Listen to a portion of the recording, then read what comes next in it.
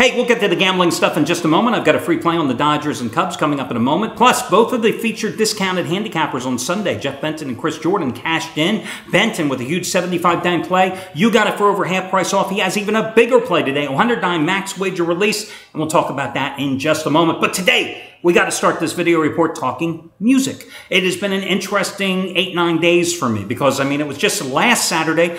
I was taking my son, who always wanted to see Garth Brooks, took him over to Birmingham to see a Garth Brooks concert. And very interesting. And at the time, on Sunday's video report a week ago, I told you that I was also going to Philadelphia this weekend because Paul McCartney was playing. And I said unequivocally, you could take it to the bank that the audience you saw at a Garth Brooks concert, you are not going to see at a Paul McCartney concert. And guys, as I said, that was the surest guaranteed bet that you could ever have in your life. No ifs, ands, or buts, period.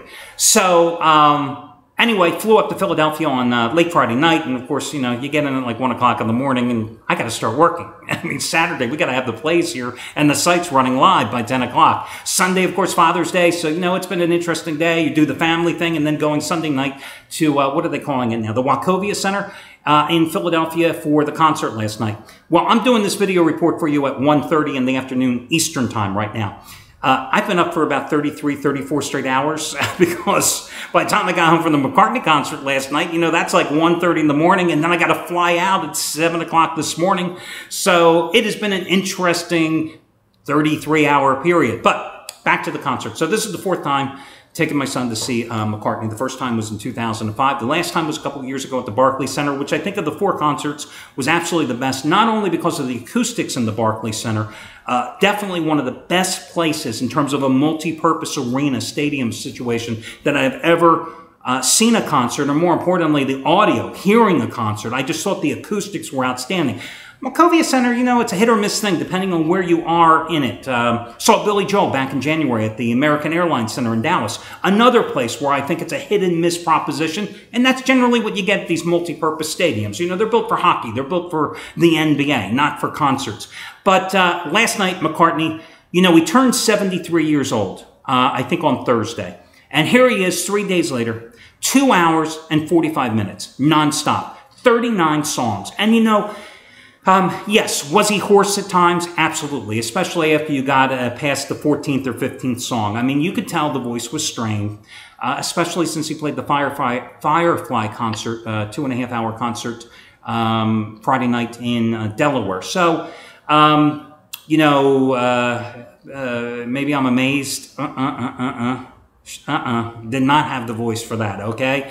Definitely struggled on some of the slower songs, but then, then the band would rip into some of the up-tempo songs, and he was there.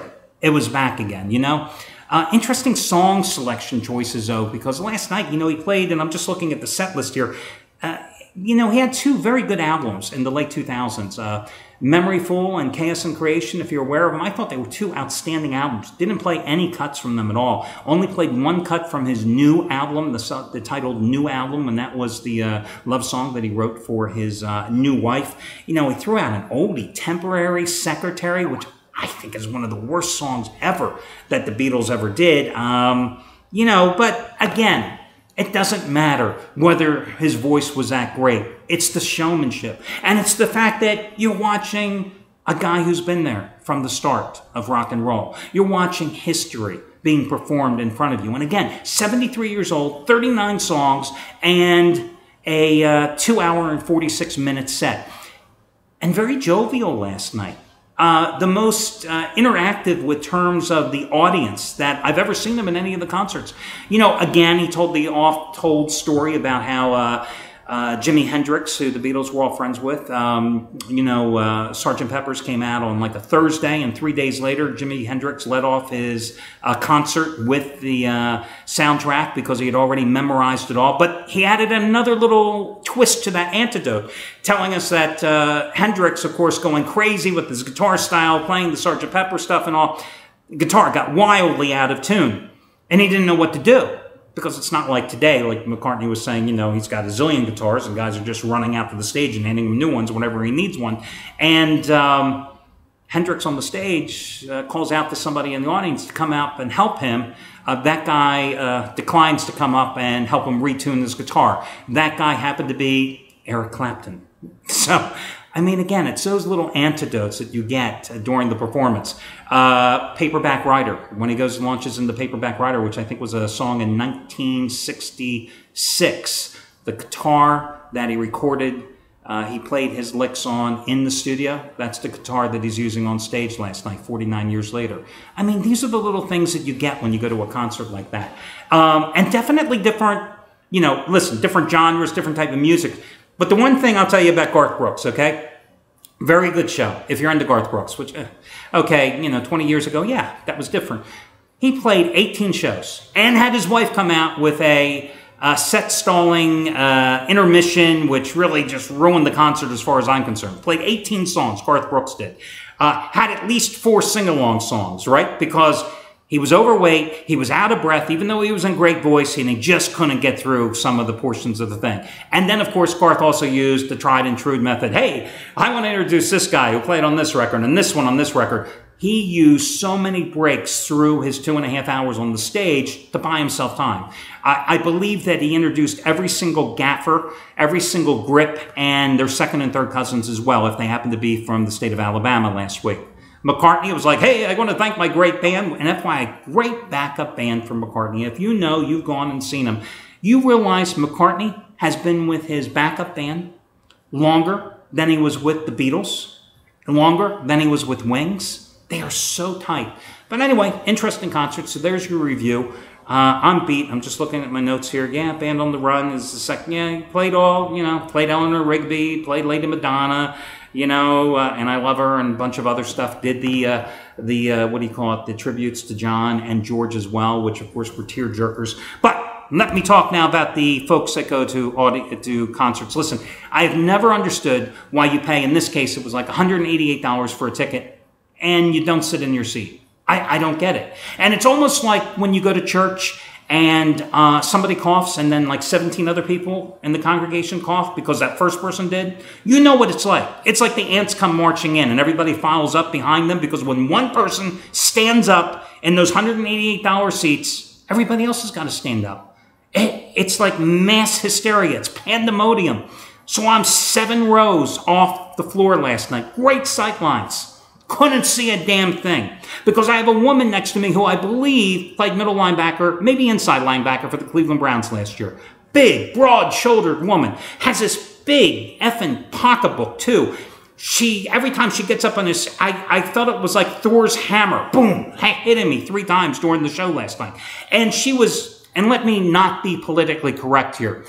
Matter of fact, this is the way to say it. Okay. Back in the 80s, we used to say about certain women, boy, they got big asses. Nowadays, we go, they look like Nicki Minaj. You get my drift here? She was big. So everybody had to stand up, which means, you know, those $188 seats, I never got to sit in them. I mean, I think maybe for 1 or 2 songs, that was it. Not my idea of fun. You know, if I wanted to go stand someplace, I'd stand on a corner. I just, you know, standing in a concert that I paid that much money for tickets never has made sense for me. But you always have to look at who's there in the concert. Your surrounding folks. So 3 rows ahead of me, there is a couple, okay? The woman, she's, I'd say late 40s. Maybe she's even early 50s. I think she did LSD at Woodstock and she was having flashbacks last night. She's dancing, she's grooving to the music. I don't know what music she was grooving to, because she was not. There are probably strippers out there that can't dance a lick, but they battle the pole every single night. That's what this woman reminded me of. But her husband, the husband. And listen, if you happen to be on row number 4, section 107 last night, you know who I'm talking about, okay? You. So you start off and you got your shirt like all the way, you know, unbuttoned down to here, and you got your beater on underneath. Well, somehow after like halfway through the concert, the beater is like down. And you see this guy with this gray hair kind of popping out on his chest all over the place with this little belly, okay? Because obviously he did not have a 6-pack. He had too many 6-packs, and that's why he had a belly. He did not have a 6-pack, however. So, you know, he's doing his thing, and he's turning around, and he's looking up in the audience, he's pointing to different people, and he's going a little crazy. And I'm thinking, loser. But he was amusing, because when I couldn't see Paul because of the middle linebacker next to me, I could always focus my attention on them. End of the concert. I'm waiting a while because, you know, there's like this mass exodus. All the people that stood up for the last 2.5 hours, they suddenly had to hurry up and run the hell out of the arena, okay? So I'm going up, and as fate would have it, this man is suddenly coming up the steps right next to me. You know, I have a divided pole on both sides of the steps. So I happen to look to my right, and this guy slurs out, "It was great, but it wasn't the Rolling Stones." And I swear to God, I don't make this up. With that, boom, falls down on the steps, face first. I'm going, had a little too much to drink. Yes, those $9 watered down beers. He was one of those guys that gets buzzed on $9 watered down beers. And not the Rolling Stones. Boom.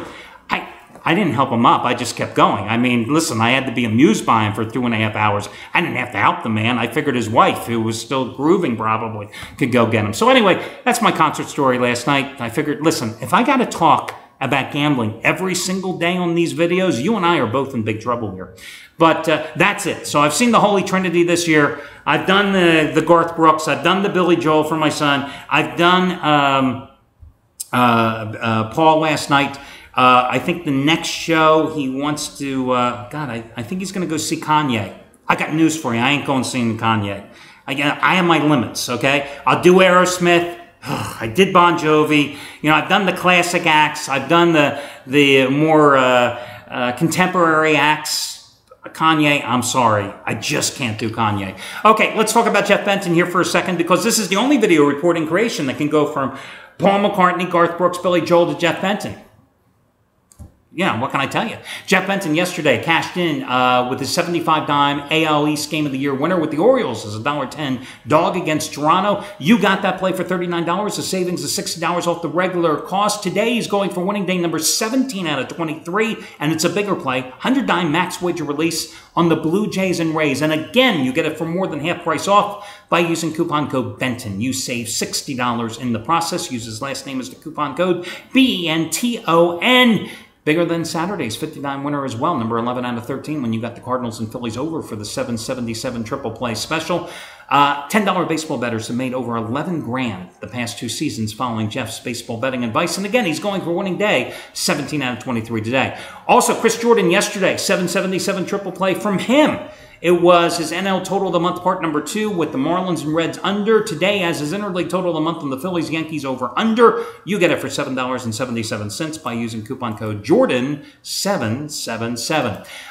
Listen, it's a weak card tonight, but I'm looking at the Dodgers-Cubs game. And at first I thought, well, maybe I should take the Cubs on the run, you know, as the big dog here. But then I thought about the Cubs. And then I thought about Clayton Kershaw, and I thought, okay, let's just go ahead and lay the runs with the Dodgers on the run line. Granted, I know the Dodgers are a hit-and-miss team, literally and figuratively. I mean, before yesterday when they banged out, what, was it 20 hits when they beat up the Giants? 10-2, 16 hits yesterday, I think it was. 16 hits, and they won 10-2. They had lost 6 of their previous 7 games, okay?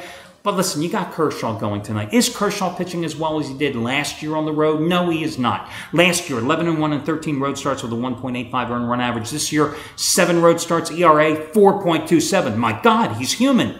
But the thing that Kershaw has been doing, he's gone, I think, 4 straight starts with at least 10 strikeouts.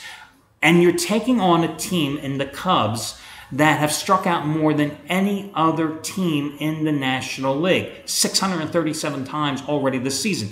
Free swingers and a lot of young players, okay? So I think this is a situation that Kershaw can definitely take advantage of here. Did he pitch well in his last start against Texas? No, he did not. Last Wednesday at home, giving up 4 runs in 6 innings pitched, but he had been 3-0 with a 0.94 earned run average in his previous 4 starts. So I say go ahead and take the Dodgers on the run line as your complimentary play today. That'll do it, guys. Best of luck to you all, and I'll catch you again tomorrow when we do this one more time.